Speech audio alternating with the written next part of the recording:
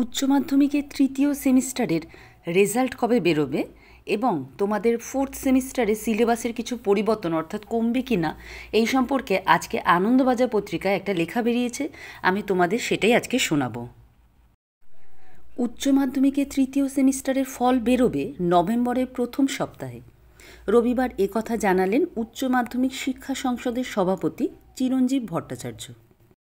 এবছর তৃতীয় সেমিস্টারে পরীক্ষা দিয়েছে 6,60,343 জন পরীক্ষার্থী। তবে তৃতীয় সেমিস্টারের ফল নভেম্বরের প্রথম সপ্তাহে বেরোলেও সামগ্রিক ফলের জন্য পরীক্ষার্থীদের অপেক্ষা করতে হবে চতুর্থ সেমিস্টারের ফলের জন্য।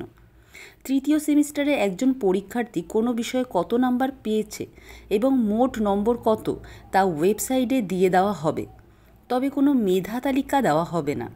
চূড়ান্ত মেধা তালিকা চতুর্থ সেমিস্টারের পরেই দেওয়া হবে, তখন মার্কশিটের হার্ড কপিও পরীক্ষার্থীরা পাবে।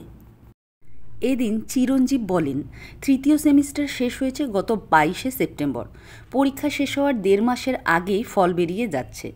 তৃতীয় সেমিস্টার ওএমআর শিটে উত্তর দিয়েছে পড়ুয়ারা। সেই মূল্যায়ন কম্পিউটারের মাধ্যমে হচ্ছে, তাই দ্রুতও হচ্ছে।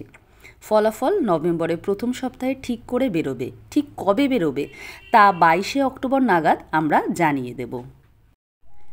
এবছর তৃতীয় সেমিস্টারে অনুপস্থিত ছিল ৭৯,৫২৮ জন পরীক্ষার্থী। এই অনুপস্থিত থাকা পরীক্ষার্থীদের তৃতীয় সেমিস্টারে পরীক্ষাগুলি চতুর্থ সেমিস্টারের সময় সাপ্লিমেন্টারি হিসেবে দেওয়ার সুযোগ থাকছে। ফলে চতুর্থ সেমিস্টারের পরীক্ষার্থীর সংখ্যা অনেকটাই বাড়তে পারে, এমনটাই অনুমান সংসদের। আগামী 12ই ফেব্রুয়ারি থেকে চতুর্থ সেমিস্টারের পরীক্ষা শুরু, শেষ হবে 27শে ফেব্রুয়ারি। সেই সময়ে পাশাপাশি তৃতীয় সেমিস্টারের সাপ্লিমেন্টারি পরীক্ষাও চলবে। এদিকে উচ্চ মাধ্যমিক শিক্ষা সংসদের সভাপতি জানিয়েছেন, চতুর্থ সেমিস্টারের জন্য পরীক্ষার্থীরা প্রস্তুতির সময় কম পাবে বলে পাঠ্যক্রম কমানোর প্রস্তাব এসেছিল কিছু শিক্ষক সংগঠন ও অভিভাবকদের তরফ থেকে, কিন্তু আমরা পর্যালোচনা করে দেখেছি এই বছর পাঠ্যক্রম কমানো সম্ভব নয়। চিরঞ্জীব বলেন, করোনার সময় সর্বভারতীয়ভাবে বিভিন্ন পরীক্ষার পাঠ্যক্রম কমেছিল, তখন পাঠ্যক্রম আমরাও কমিয়েছিলাম। এখন সেটা আর সম্ভব নয়। এখন পাঠ্যক্রম কমলে উচ্চশিক্ষার ক্ষেত্রে পড়ুয়াদের অসুবিধা হতে পারে।